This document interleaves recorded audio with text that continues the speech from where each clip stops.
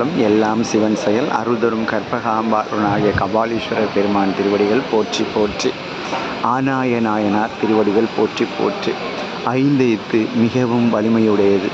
அதுவும் குருநாதர் மூலமாக நாம் பெற்ற ஐந்தெழுத்தானது மந்திரமாகுங்க. அந்த மந்திரத்தை நாம் மனசுக்குள்ளே தான் சொல்லணும், வெளிப்படையாக சொல்லவே கூடாது.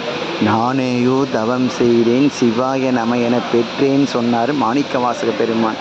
தவம் செய்த உயிர்க்கு தான் குருநாதர் வந்து சிவாய நம என்ற மந்திரத்தை உபதேசிப்பார்.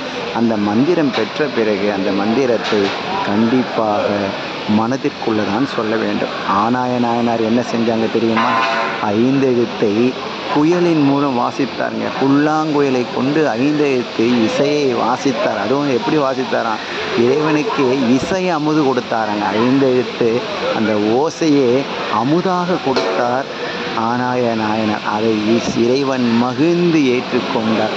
அதனால் ஐந்தெழுத்து நாம் எவ்வளவு ஐந்தெழுத்தை மந்திரத்தை பெற்றுக்கொண்டு நாம் அதை கூறிக்கொண்டே மனதில் கூறிக்கொண்டே இருக்க வேண்டும்.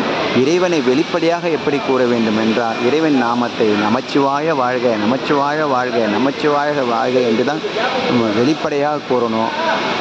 மந்திரத்தை எப்போதும் மனசுக்குள்ளே தாங்க கூறணும். எல்லாம் சிவன் செயல். திருச்சிற்றம்பலம்.